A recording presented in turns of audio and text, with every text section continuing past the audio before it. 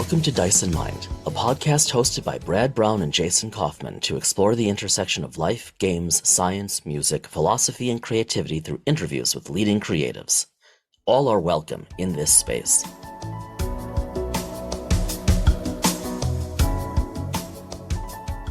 This is a continuation of a new, ongoing perpetual series we have about RPGs as literature. It's a new episode, but it's kind of a continuation of our Yeah, I was thinking first the same episode. thing. Not our first episode of the podcast, but our first No, LitRPG review episode. yeah, but it's a separate product, but it's Yep. within the Star Trek Adventures family. Yes. Um, but I really think we need to treat it as we need to treat it as a separate product, and one, because Yes. it is. Mm-hmm. Two, we were both recently on the Continuing Conversations podcast with Michael Dismuke and Jim Johnson, Yeah, which won't come out for a bit. which won't You'll come all be out. hearing this first. Yeah, but I bring that up because we've talked a lot, especially when Jim's been on the episode, Yeah. about different entry points to the STA universe and playing STA. Yep. And getting the core rulebook, whether it's first or now second edition, and now the starter set, whether it was first or now second edition. No, second edition. Both now all four are entry points into the game. So whether you have gone out or go out and grab the core rulebook, or different or separately, whether you go out and grab the starter set, Mm-hmm. you have a means into Into the game. into the game. But I think even if you are not necessarily in a position where you're going to be gaming tomorrow, Yes. I think, and you have the physical box set right now. Wahaha. Yes. You know, I have the PDF set right now.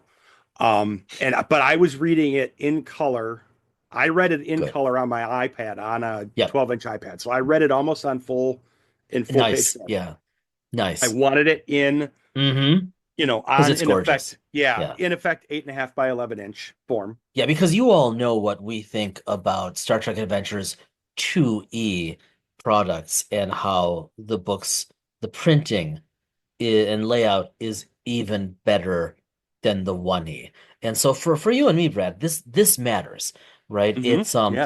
I was at Barnes and Noble with one of my daughters the other day, who is in still, well, as we're recording, still home for winter break from college. And we walk in and she's showing me in the front a whole shelf of these gorgeous B&N exclusive prints where they have gorgeous covers and then the spray on edging, so that if you hold up the book and you look at the pages straight on, it's all painted. So think of The What kind of Hobbit, books? and Just not to get these were all young adult and new adult novels. Oh, okay.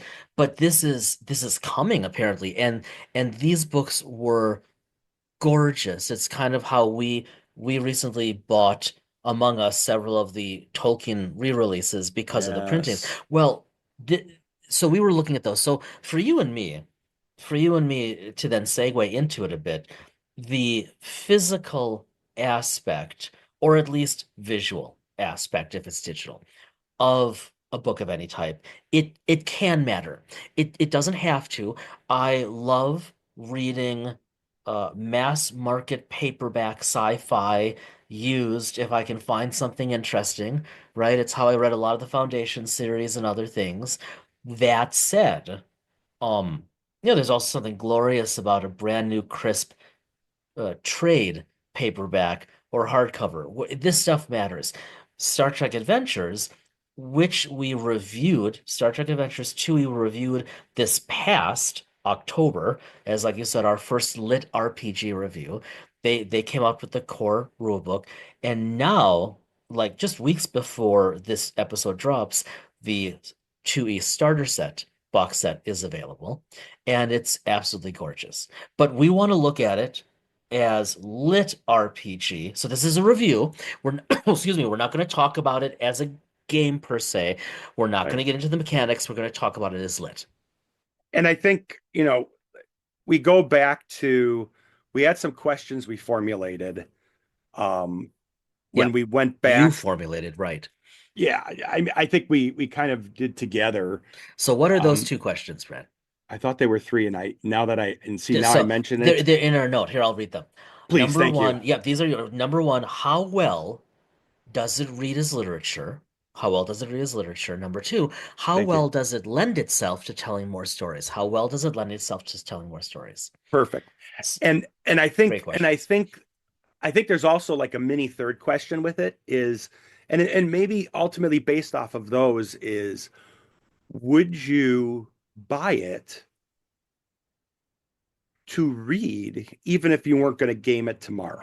Okay, so let me answer that, and then I'm going to kick it over to you Yes. because starter sets are not normally my thing.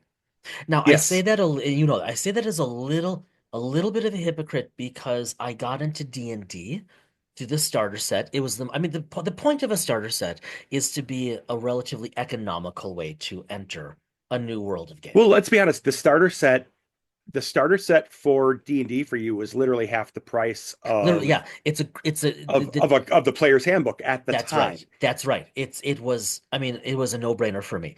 Yeah. And it had a very long what is the Mines of Philandever or something like that. Hmm. I'm pretty sure it's not the Mines of Philanderer, although there are some of those in D&D, but No, the yeah, Mines I of think yeah. Philandever or something. And then it had of course, it had the starter rule book, Hmm. and that was enough to turn me onto it, right? Yep. And so that was money and money well spent, and I ended up then sending it because they weren't air quotes books, right? And then I mean, most starter sets, I'm just going to be honest, once you have the core rule book or core rule books, like in D&D, the big three, then you don't go back to those starter books. Okay, Yeah. so like I sent those to a friend. I think I sent them to Aaron to get him into to Well, didn't you D&D. send something to your cousin? Oh, maybe I sent them to Heidi. Well, anyways, I Yeah. don't have them. But to Yeah. my point, okay. Yeah. So with Star Trek Adventures 1E, I'm sorry. I I did buy the starter set because I wasn't convinced.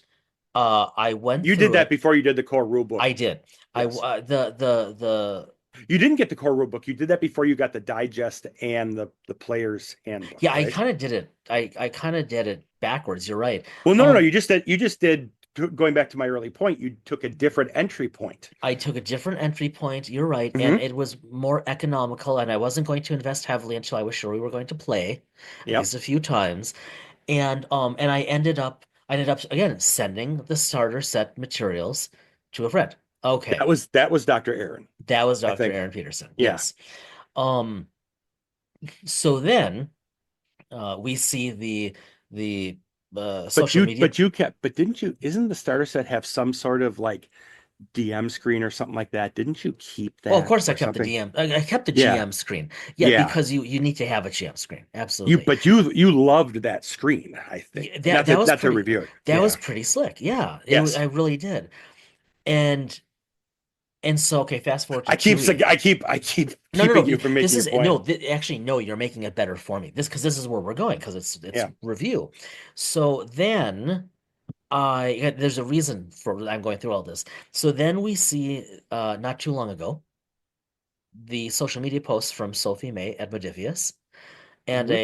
a huge thank you to Sophie, who was recently on Dice Yep. and Mind to talk about the marketing aspects of a Well, I game think it was company. this email exchange where you finally got her attention to say, please come on our show.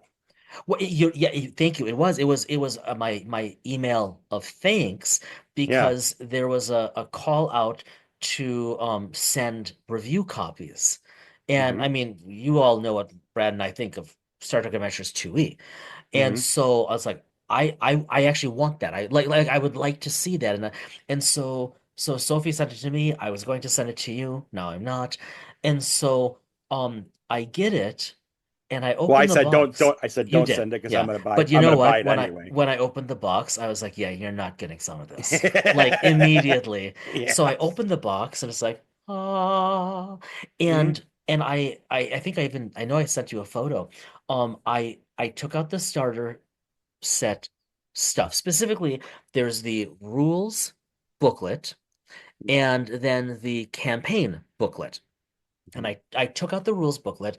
I took my 2E core rule book, hefty, and I compared them side by side, not just aesthetically, which I did. Again, review here as lit, but I went through them because flipping through the starter set the starter set rule booklet, I thought this looks uncannily familiar. Like to me, far more familiar than most starter booklets or books look compared to their cores. And maybe that's just because I'm more attentive now because of all the work we've done together, Brett. But I thought I spent a lot of time in the core rule book.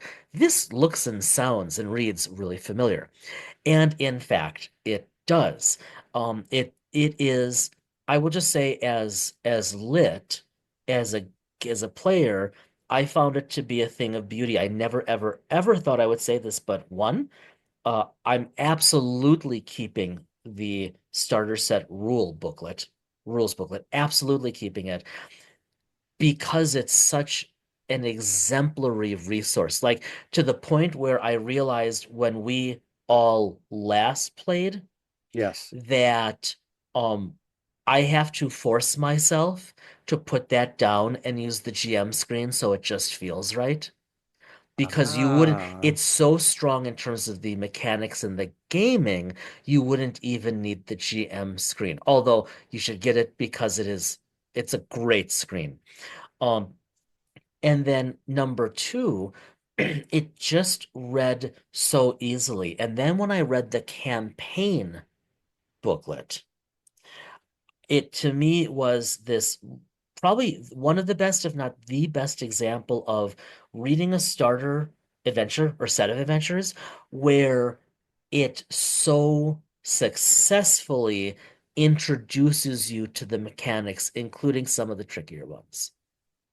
And so that's thanks for indulging the long segue and for No, interrupting no. it because that's the whole point, right? And so I think in response, my opinion in response to the questions is the starter set campaign is is worth reading on its own merit. And because of like I didn't honestly love all of the themes in the campaign, but I really appreciated the campaign, and it'll make me a better gamer. See, and I think this is why it was interesting to talk about a starter set, which is a box set, Yep. as literature. Normally, we'd never do that. No. And when you first brought it up, Hmm. I was like, okay, this is, I mean, you know, you're never one to, you know,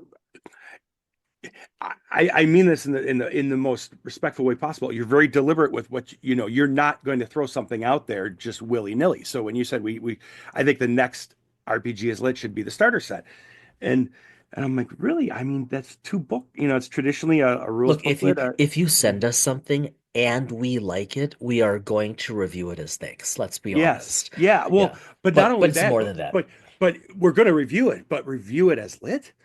And It's the only and way we then do the it. more you talked about it, and then when I got the PDF copy and started reading it, um, you know, Yeah, what it's did you think? I, you know, I saw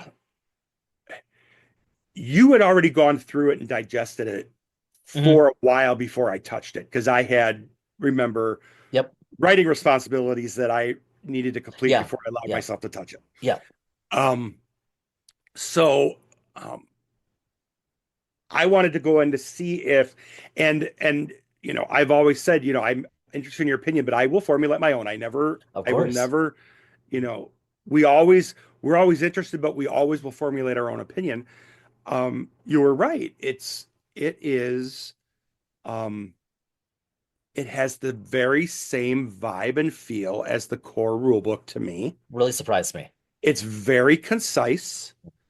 I see it as something that um, you know, I have um, the way I organize my RPG PDF materials, it's one of those that I have kept downloaded onto my iPad locally, Right. One of the select ones. so Hmm. that if I am not on Wi-Fi, I have a local copy that I can use because it's such a small footprint. Oh yeah. Yeah. Um, and going back to that, so going back to those to our questions, um, it does read, it is a tact, it is, obviously hyper abridged core Yeah. rule book But it down. doesn't feel rushed to me. It doesn't feel rushed. You're absolutely right. But it does read in many ways as literature, much like you can read, you know, chapters of an anthology of something like that, or a paper or something like that. It can read as literature. Yeah, that through line is there somehow. Yes. Yeah. Um, how well will it allow me to tell a story? Well, I think you spoke to it immediately. Plus, you spoke to it when you were talking about the adventure that came with it Yeah, as the well. campaign booklet. Yeah.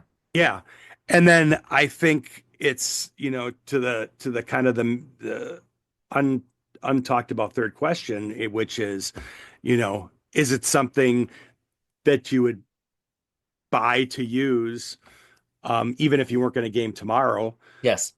Yes. 100%. Uh, you Yeah. know, I why I bring that up is because it was something else that we were talking about with um, Michael and Jim, because we were talking about writing, and I Hmm. remember D&D Redbox Yeah. that I got as a 10, 11, 12-year-old, whatever the case was in the mid 80s. I didn't have anyone to play D&D with, Right. but I got in effect the Redbox, which had two booklets and some dice Hmm. and a couple Hmm. character sheets, and Yep. um, I kept replaying the starter adventure, but kept changing That's cool. the parameters and things like that in it as a kid. And I could see myself as a 12-year-old kid getting a starter set like that, having watched Lower Decks, someone who was excited about watching Yep. Lower Decks or Prodigy and getting something like this Yeah. and starting my own and writing my own Well, adventures and doing something like that with the starter set. to go back to D&D for a moment, my favorite source book for D&D, my favorite book in all of D&D, and I'm sure some of our listeners will think this is heresy, and I'm okay with that. Meet me at my table, change my mind. But uh, I I love the Acquisitions Incorporated book Yes. because it's hilarious and it's well written, and you can tell stories mechanically and narratively out of it, just like Lower Decks, right? It just, yep, Yeah. it works. You can just, like you say, you can go back to it again and again. Yeah. So in the back of my mind, I think of with the starter set. It just, for whatever reason, it reminds me of I think of it as the red box, not red box like you used to be able to go get your DVDs at the Walgreens or What's a whatever it was. DVD? Exactly. Okay. Um, but the red box, when I sit down as a 12-year-old with that box at the dining room table Yeah. and want to tell my own and do that, Yep. like I did as a 12-year-old back in the analog days of the 80s. And I could do that with that material in the box because there's so much in there that would allow me to start telling my own Star Trek stories. Hmm. Um, as well as the fact that I could read that material over and over and over again. Yeah. Whether you buy it in its physical form or if you're more of the type that likes the PDF. And if you bought it in physical form at Modifius, for example, you get the PDF immediately anyway. Right. Right. So, um, but yeah, Well, I just thought I thought it was a curiosity when you said we should do the starter kit as lit. And um, honestly, to both of our surprise, it can be read through the eyes of lit. Yeah, Hmm. it wasn't a situation where I wasn't sold. It was a situation where because you said we should do it, I'm like, okay, I got to take a look at it because if you hadn't have said that, that means because you said it, you saw that it could be read that way.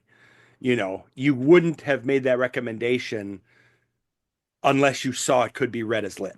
Yeah, You know what I I I mean mean? I think you might be giving me too much credit, but my initial passes through it because I made it a point. I read both booklets cover to cover, and I'm so Yeah. glad I did. But when I texted you, that was after just a couple initial passes, and it was already clear.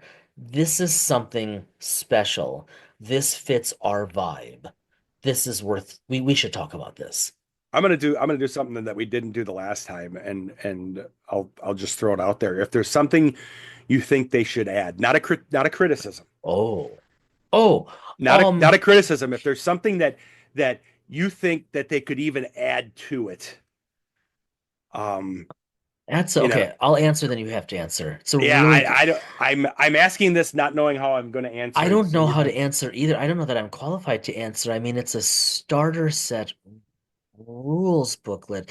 I will say, so after our last session Hmm. with Aaron and Brian, Hmm. um I had to set up a bit of a mechanic. Well, the mechanic exists, but I had to set up a system so that his PC can pursue an extended task. Yeah. I'd never done that before. Hmm. I will say it was the starter set rules booklet, which allowed me to, I think, successfully GM our first starship encounter ever playing STA.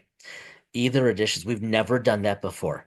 I've never been willing to take on starship mechanics. Have we actually encountered that, or did I miss that? I cheated and we used shuttlecraft. Oh, okay. I Yes. cheated. Okay. Yep. I Okay. We used shuttlecraft That's because it right. was necessary for the story, Yes. and um and also it allowed me to simplify the bridge rolls so that you could all double or triple dip. But we haven't reached that point yet, right? We've Yes, when you remember the two presumably Romulan shuttles, Oh, which oh, and you yes. guys don't know the half of it. But Yes. that was the first time I had ever GM'd Starship Rules in STA ever. And it Yes. was entirely courtesy of the starter set rules booklet. So there's the answer to those two questions. In terms of an omission, I'm not saying so omission. oh, oh, oh, You oh, don't have to okay. In offer addition, in critique. terms in well, Yeah. no, but we are. It's a review, even as Yeah. as lit. In terms of an omission, or and it's probably it was. I'm sure it was intentional, so it's not really an omission. But in terms of a critique, and honestly, it's not a critique because I don't know. I had to go back to the core rule book Yeah. to um bone up on how to set up the extended task for Brian's PC. On the one hand, I thought at the time, well, that's fair. Hmm. Totally fair. But now that you've put me in this position of critiquing, on the other hand, given that so many of the examples they offer in in like a lot of the modules, a lot of the PDFs in the core rulebook, so many things uh, there's so much effort in the game design behind extended tasks.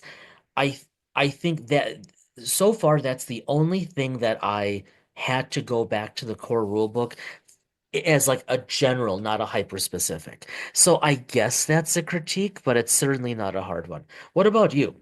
Yeah, I think What would you critique? I'm gonna go in a really different direction. I think because I haven't DM'd, so I can't look at it from that direction. GM. GM'd. Sorry. Oh, I just need to stop using the It's D. I just gotta hilarious say because GM. when's the last? I mean, we haven't played D&D in how long? I know, but But now I'm kind of itching to. that's how I grew Uh, up because that's yeah, right, right, whenever I did it, I would fair. when I did Homeland, I was DMing. Yeah, you were. Yeah, and you Um, will again. I will again someday. No, I will be GMing the next time we do Well, something. well, the next time, but yes, Yeah. we'll get. Yeah. Um, I think mine is just more a business idea. Okay. and that would be, um, you know, and you'd have to be careful on how you do it because it could be taken advantage of, and there's probably a reason why it's difficult to do, and that would be, if someone purchases the starter set, maybe offer 10% off the core rulebook. That is an excellent idea You know, that all of them should be doing. something, Yes. but on the flip side, it would be very difficult. You can't use the same code every time because that could be abused. So is it a situation where, you know, The it- these companies, including Modifius, can all figure this out. This is not a yeah, hard problem to solve. I know ways to do it because of when at the last company I Like worked at, we had every e-commerce ideas on how to get around like this, so but right. Well, and like so many things, there's a sticker inside or in the box with a unique access code for a discount. yeah, That would not be so you can only use it once. yeah, just a Okay. one-time use so We that it's like not abused, we've had that with publishers. I've got one in mind. Well, Green Ronin has been very good to us as a podcast. And Absolutely. we really I was gonna say we have to have them back. We'll just like always we'll keep having them back. But Yeah. um like when they've sent product our way to help us out, those codes have always been unique or time limited, right? There are very effective ways to do this, and it is an excellent idea, sir. Because think Yeah, about how many core rulebooks you'd sell. I just think that just based off of that's the one thing before you started talking that really hit me. And Yeah, then just like you were talking about talking about extended tasks, I could see someone having that and then immediately saying, "Oh man, I could just really dive into this." And then grabbing the core rule book and then wanting to, you know, build their own starship. and 10 or And $12, 10 or $15 off between the two of them. yeah, that covers That shipping. That would cover shipping in right, effect, you know? that's motivating because that is, and that is a dilemma of you want to read something, you want to play something, but maybe you'll try it first. You're not Yeah. sure you want to commit, and committing is, I mean, core rule books are expensive. That's how it is. And the better they're And produced, the more expensive they are. and they're robust. And don't get me wrong, I think, having both of us having looked at a number of core rule books across platforms, we know how the depth of which they come. And there's Yeah. always this push-pull on how much you want to be able to put in a core rule up Yeah, before it becomes unwieldy. And I know Jim's talked about this in the past as to that's right. how much you can put in a book before it just becomes Right. too much. You have to say enough's enough. Hmm. Um, I think I think the STA core rule book, we talked about this, not to digress, you know, honestly, I think it's got so much in it. Oh, Um, and it's so well laid out. and Yeah. it's so well laid out. You know, I'm always a fan, more is always better. Um, I think there's plenty in it as it is. I would always say more is always better. I think Jim would, I'm going to speak for Jim, probably saying it's probably enough is what it is. There's probably enough as it is, Yep. which is why it came out as it is because he's the That's right. project manager and I'm That's not. right. Um, but I just think having that as an option for folks, just that gives them just another teaser to Yeah. dive a little bit Agreed. deeper into the STA pool. Um, just because I think I just go back to the red box variable. I just Well, think that again, this is not about Modifius. yeah, I mean, this is our request, our advice to all of the major game publishers. yeah, This would make a major difference for a lot of players. yeah, All right, everybody, you heard it here first. Two thumbs up from Dice and Mine. The Star Trek Adventures second edition starter set yep. makes for Two nat really 20s, two nat two. 20s, Ooh, well, yeah, no, well, two nat ones, two nat ones. Okay, two there nat it is. ones, two natural Okay, ones. Right. okay. We don't want two nat 20s. Nothing good Well, it can come depends from on that. depends on the dice mechanic. That's true. D&D, Pathfinder, I want my 20s. Yeah, STA, I want my one. yeah.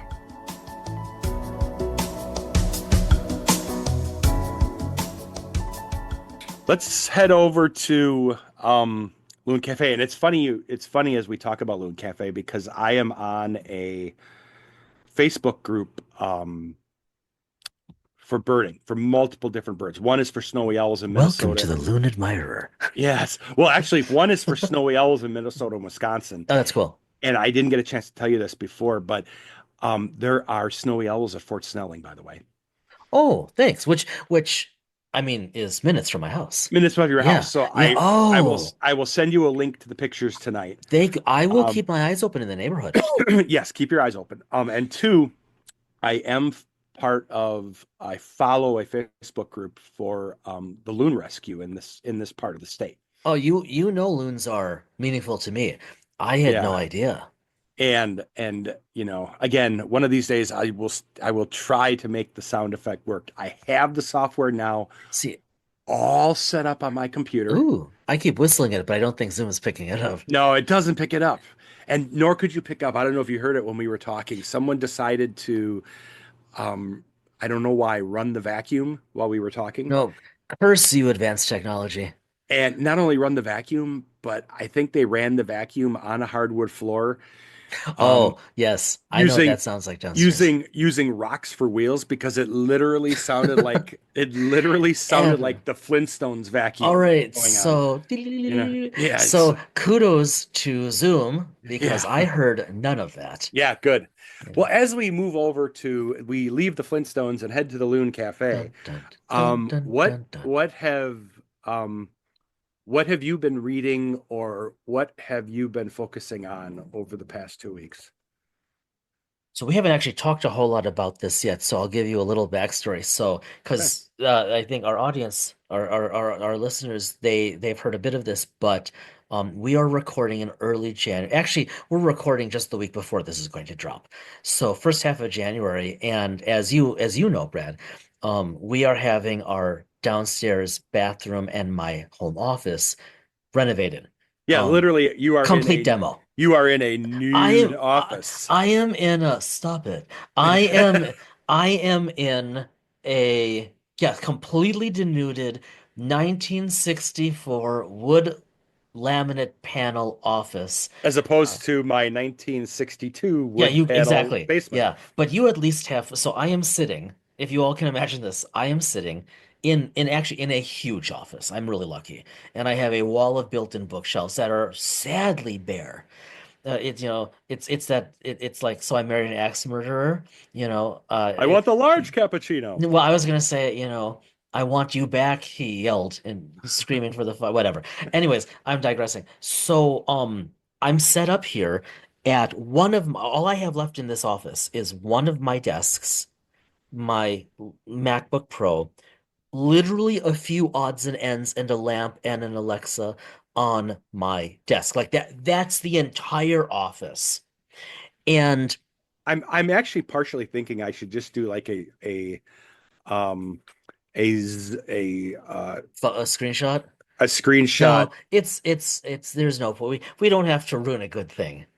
So Well, I say I'm this, gonna anyway, and yeah, I say this because I like all of my things in the office, all of my books, all of my RPG, everything I just have my absolute necessity folder and GM screen and notes for our STA adventure, our campaign here, because I know I'm going to need it. And yes. anyway, everything else is packed up, put in the other rooms down here. Okay, so I don't have access to a lot of stuff, but that doesn't stop me from buying and reading books. So Hmm. what have I been reading?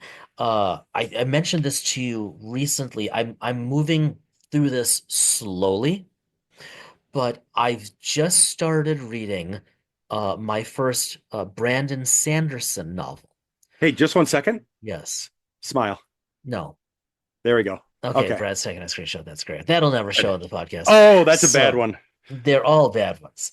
Yeah. So I just started reading Mistborn, his first big hit, which is only like normal novel length. Okay.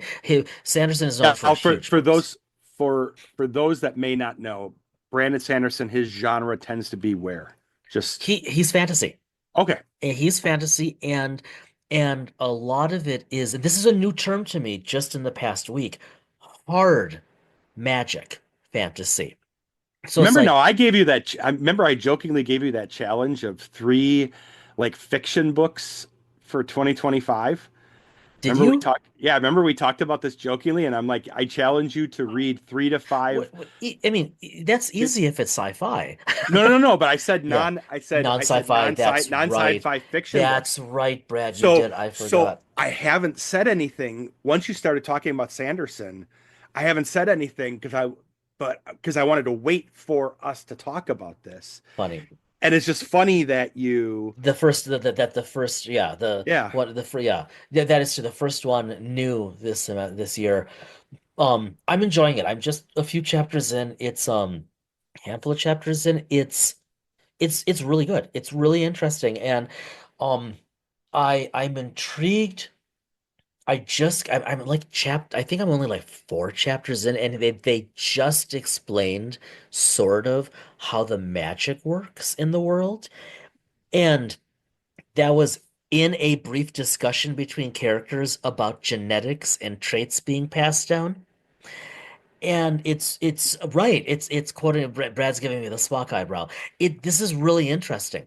And so I'm enjoying it. Like when we hang up, I will go upstairs and I'll read tonight. And because I have I isn't it Skeleton Crew night? that Oh, was that was last last night. night. That was That last was night. last That's right. night. Yes. We'll talk about that. There's one more, and then we'll talk about it. Yes. Um, then we'll talk. In fact, we might end up doing an episode on Skeleton Crew. Oh, now I You gotta binge the end of Well, it. it's only going to be 8 episodes. Most of them are short. You'll see why Oh, it's maybe. I've already gotten through three of them. Oh, okay. So you'll see why 5 and 6 were better than the others, I thought. The only reason I will say this and then I'll let you continue. The only No, reason I no, that's started it. watching it was Jude Law, but go ahead. Oh, I will say he gets better with every episode. Okay, good. And he gives me hope because he's older than we are, and it's like, Hmm. okay, good, there is hope.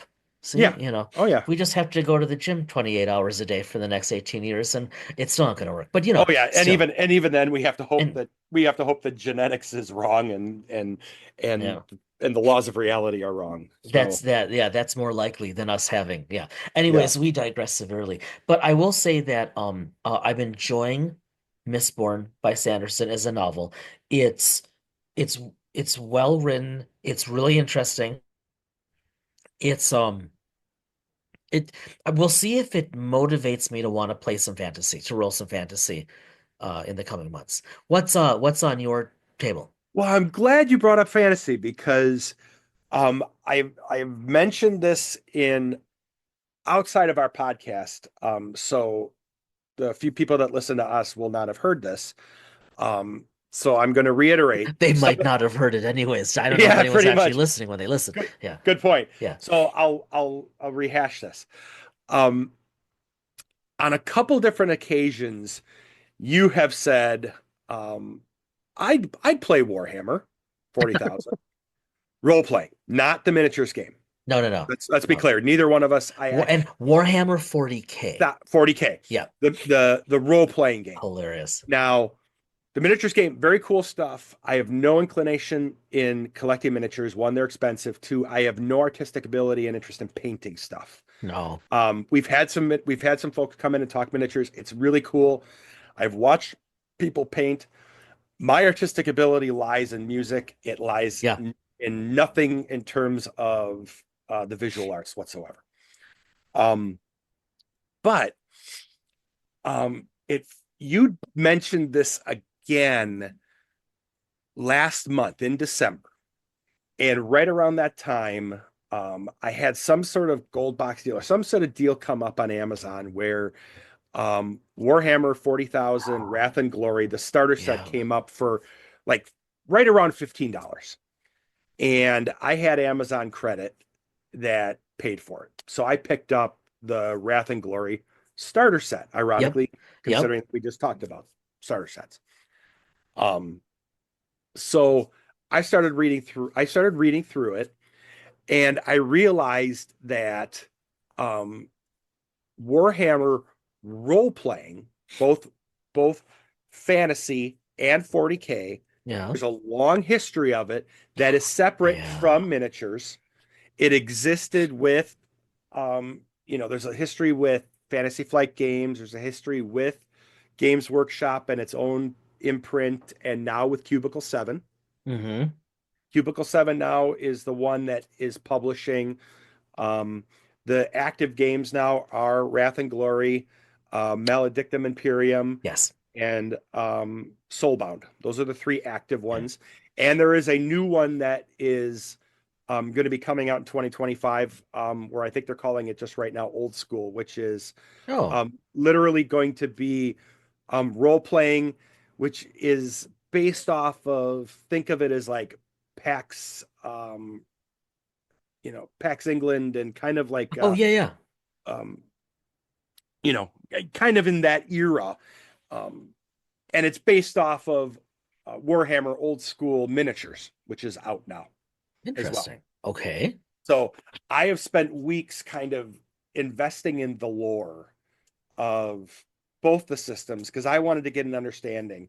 And the more I dove into the lore and everything like that, the more confused I was as to why you had any interest in playing in this realm, because it just completely, because Warhammer 40K role playing is in many ways sci fantasy like Starfinder is, in kind of in that realm. Not the same, but let's just say genre wise in the same galaxy. Sure. Okay. Yep. Um, but um then I started digging into the different games, and Fantasy Flight published a lot of different games that are out of print now, but you can buy all the PDFs and stuff on Drive-Thru RPG from what I can understand. Um, Wrath and Glory is the one that is based off of Cubicle 7's D6 system that they designed specifically for Wrath and Glory. Mm-hmm. Um, Mm-hmm. Imperium Maledictum is one that they kind of designed and reutilized the D100 system. It's similar to what they use for fantasy roleplay, fourth edition, which is a D100 system. It's similar to what Zweihander uses, which is kind of a rehash of second and first edition Okay. roleplay. Okay. I'm getting the hang of all of this stuff now. Yeah, I'm starting to understand it. you've really learned this stuff I've way better than I've I I've have. I'm just skirting the surface of it. Um, so one, I understand now that Wrath and Glory, it's a D6 system that can be appealing to you because of Yeah, your I West I End like the days. D6. Yeah. Yep. Two, um, from what I'm reading, for many it's a positive, for many it's a negative. It allows you, Wrath and Glory allows you to play in multiple angles and all that, and Yeah. and Looks interesting. you could play a Space Marine, you could play all sorts of different ways. Mm-hmm. Mm-hmm. Mm-hmm. Um, so now I do see some. Um, And again, I was enamored by the story, by the world building as much as anything. well, see that now you've confused me again, because the world building of Oh, Wrath and Glory sits in the sci fantasy, and which I which just yeah, which I which no don't no no no like, no no which I no don't wait like.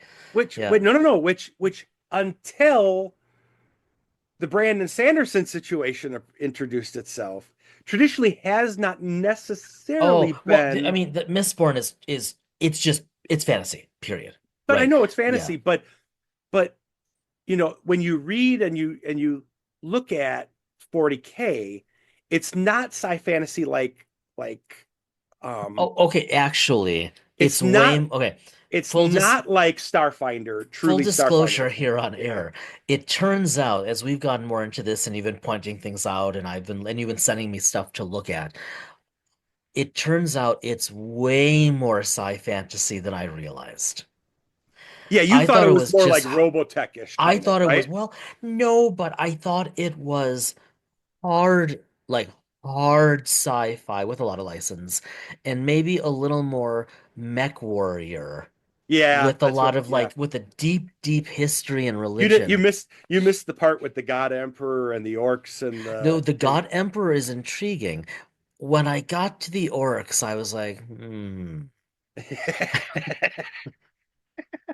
See, when I started getting into some of this, I was Yeah. reading this and I'm like, what? I can't remember the quote from I do not think he thinks what he really thinks Yeah, is, one of these things is not like the other. it One of was these things is not it's the below. quote Yeah. from Inigo Montoya and the Princess Bride. I don't think he really understands. I don't know if he really Like knows what no, he's building to. apparently I did not or do not.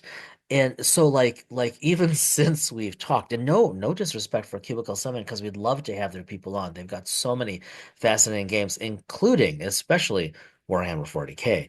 My interest to play it has diminished as of late.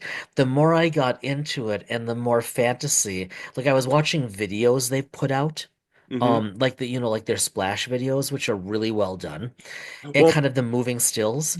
you're also getting you also some of the stuff I sent you is also based off of some of the video games. Like Oh there's a yeah, no, that stuff this is stuff I found. I made sure okay, it was the RPG, not the games. yeah. I saw that, and some of it was like, oh, this is pretty hardcore, funky sci-fi, and then it's like, why is there an army of orcs with technology? How about the space elves? I'm watching this the other night. I mean, I'm maybe a little about a week ago, and I'm watching this one night, and I'm like, I mean, the depth of the lore on this is That's just what attracted me. But as you said, phenomenal.